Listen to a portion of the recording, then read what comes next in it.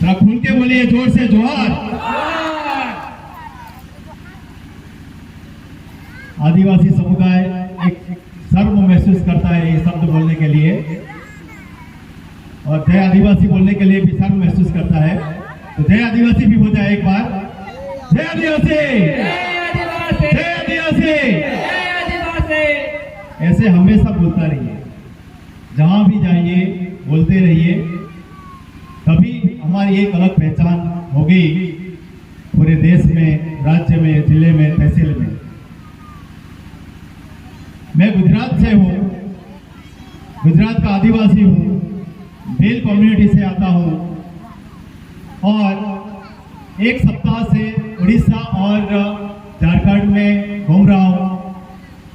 यह आने का उद्देश्य मेरा ये है कि हमारा समुदाय भी दूसरे राज्य में है, तो उस राज्य में क्या क्या समस्याएं हैं, क्या संस्कृति है, क्या रीति रिवाज है, बोली क्या है, भाषा क्या है, परंपराएं क्या है, ये जानने के लिए गांव-गांव जाते हैं, तभी पता चलता है।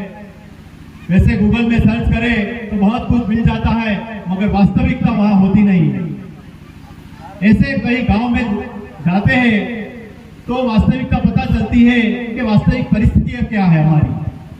हमारे भाई लोग को मिलते हैं, बहनों को मिलते हैं, बड़े बुजुर्ग को मिलते हैं, तभी हमें पता चलता है एक दूसरे की बातों को मिलजुल कर समस्याएं क्या है वो समझे। कल हम संजीव भगत जी के स्कूल में गए थे, हमें गर्व हुआ कि पारंपरिक एक भाषा की और सांस्कृतिक स्कूल चला रहे हैं। कल शाम को भी हम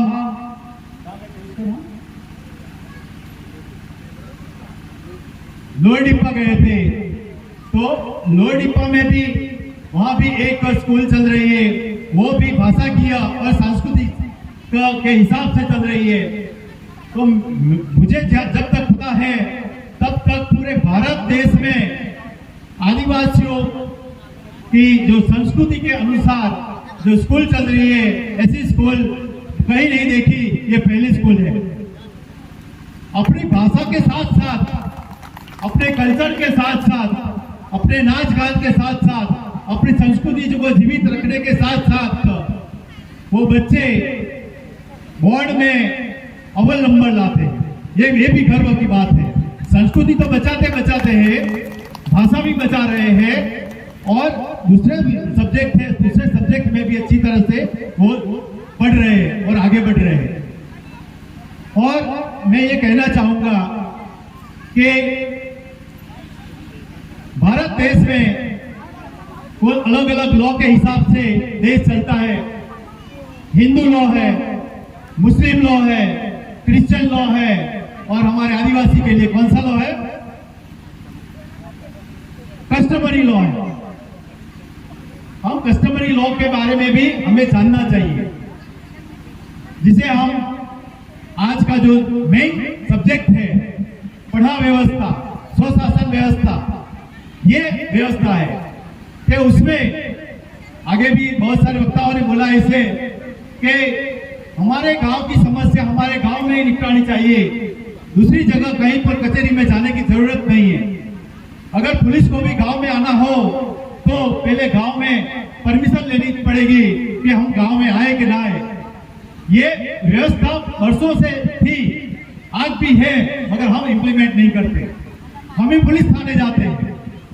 हमें पुलिस थाने क्यों जाना पड़ता है? हमारे अंदर कोई भी बनाव बन गया, कुछ भी प्रॉब्लम हो गया, तो पुलिस थाने की जरूरत नहीं है, हमें पुलिस की जरूरत नहीं है। हमें गांव में जो अलग अलग समितियां बनी है, न्याय समिति है, अलग अलग समितियां है, उस समिति के पास जाना चाहिए और वो हमारा न्याय करेगी। तो ये भी जानना जरूरी है। आप ये जानते होंगे कि अलग अलग जगह पे अलग अलग प्रॉब्लम है, उसमें प्रॉब्लम में मेन जो प्रॉब्लम है, मैं वो बोलता हूँ, जहाँ जाता हूँ वहाँ जहाँ जंगल है वहाँ आदिवासी है, जहाँ पहाड़ है वहाँ आदिवासी है, और जहाँ जल है, नदियां है, वहां भी आदिवासी है। और वहीं पर समस्याएं है, और वहीं पर समस्याएं है, जल, जंगल और जमीन। जहाँ आदिवासी है, क्योंकि ये नेचुरल सोर्सेज से, और नेचुरल सोर्सेज कहां पर है? तो आदिवासियों के पास है। और जमीन है तो किसकी है वो जमीन? इस जमीन के नीचे जो खनिज संपत्ति है, वो संपत्ति किसकी है? हमारी है। और ये संपत्ति किसको चाहिए? सरकार को चाहिए। ये संपत्ति को लूटने के लिए हम 4-5 दिन पहले उड़ीसा गए थे, बड़बिल में गए थे। बड़बिल जो माइनिंग एरिया है, तो पूरा पहाड़ में कंपनियां अंदर घुस गई है, पूरा पहाड़ का पहाड़ लूट रहे हैं। पहाड़ किसका है? आदिवासियों का है। मणिपुर में भी आप देखते हैं, न्यूज में देखते होंगे, मणिपुर में अभी कितना कत्लेआम हुआ। वहां के गैर आदिवासी लोग हैं, उनको पहाड़ चाहिए। क्यों पहाड़ चाहिए भाई तुमको? पहाड़ तो आदिवासियों का है। वो चाहते हैं कि हमें पहाड़ दो और हमें आदिवासी बना दो। आदिवासी ऐसे नहीं बनते। आदिवासी बनने के लिए आदिवासी माँ की पेट से जन्म लेना पड़ता है, तभी आदिवासी बना देता है। ये जानना पड़ता है। सरकार ने भी बहुत बड़ी गलती की है वर्षों से, कि आदिवासी शब्द लेकर जयपाल सिंह मुंडा जी बहुत लड़े थे जब संविधान बन रहा था तब। फिर भी उस समय में भी हमारे साथ गद्दारी हुई, हमें आदिवासी शब्द नहीं दिया संविधान में, और अनुसूचित जनजाति दे दिया। और उसी के हिसाब से हमें नुकसान हो रहा है। अनुसूचित जनजाति में भी दूसरी भी जाति भी सम्मिलित हो रही है। आदिवासी नहीं बन सकता, मगर आदिवासी जनजाति बन सकता है। हमारे गुजरात में भी ऐसे रबारी कम्युनिटी है, भरवाड़ कम्युनिटी है और चारण कम्युनिटी है, उनको अनुसूचित जनजाति बना दिया। फाकड़ा कम्युनिटी है, उनको भी अनुसूचित जनजाति बना दिया, और हमारे लाभ वो ले रहे हैं। तो ऐसी बड़ी बहुत समस्याएं हैं। ये समस्या को लेकर एक नेशनल लेवल पे अनुसूचित 5 के 10 राज्य है, 10 राज्यों को, आदिवासी समुदाय को, युवाओं को, बड़े बुजुर्ग को, महिला, एक होना पड़ेगा। एक होकर ये लड़ाई लड़नी पड़ेगी, तभी हम कुछ कर सकेंगे, बाकी कुछ नहीं कर सकेंगे। और मैं खास कहना चाहता हूं, बहनों को खास कहना चाहता हूं, बेटियों को खास कहना चाहता हूं कि हमारी बहन बेटियां हमारे गुजरात में भी बिकी जा रही है, यहां भी बिकी जा रही है, महाराष्ट्र में भी बिकी जा रही है, मध्य प्रदेश में भी बिकी जा रही है। तो क्यों? इसका वजह क्या है? इसका कारण क्या है? यह भी आपको जानना पड़ेगा।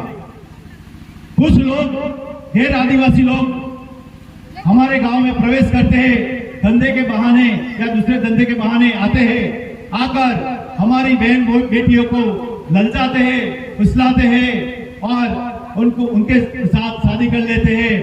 मगर ये सिर्फ शादी नहीं है, वो लड़की नहीं जाती, लड़की गैर आदिवासियों में जाके अपना अधिकार भी लेके दूसरे समाज में जाती है। कल को हमें मालूम है, तब तक यहाँ इटकी गांव है नजदीक में, करीब 146 लड़कियां ऐसी हैं जो मुस्लिम कम्युनिटी में चली गई है। वैसे मुस्लिम कम्युनिटी में चली गई है। आज की तारीख में वो मुस्लिम कम्युनिटी में गई, मगर अधिकार लेके गई, और लड़की अपने पिताजी के पास जमीन मांग रही है। तो जमीन का हक रहता है, और जो सर्टिफिकेट है, एसटी का सर्टिफिकेट है, एसटी के सर्टिफिकेट के जो भी लाभ है, वो लाभ भी गैर आदिवासी को मिलता है। तो ये भी समझना पड़ेगा। और हमारे वहां गुजरात में भी ऐसे लड़कियां बेच रही है। वो कोई अपना भाई बेच रहा है, अपना बाप बेच रहा है, समाज का अगुआ भी बेच रहा है, लाख रुपया में बेच रहा है, 1.5 लाख रुपया में बेच रहा है, 3 लाख रुपया में बेच रहा है। क्या ये लड़कियां बेचने के लिए हम जन्म देते हैं? ये बहुत शर्म की बात है। तो ऐसी गंभीर बात भी हम युवा लोग देखते रहेंगे, क्योंकि ये हमें करना ही होगा, नहीं तो हमारे युवा लोग कहां शादी करने जाएंगे। तो ये भी बड़ी समस्या है। समय बहुत हो गया है, बहुत कुछ कहना है, गुजरात से इतने दूर आए हैं, मगर समय भी बहुत हो गया, इसलिए मैं ज्यादा कुछ नहीं कहूंगा। और फिर से मैं एक बार जोर से बोलेंगे आप, जय आदिवासी, जोहार।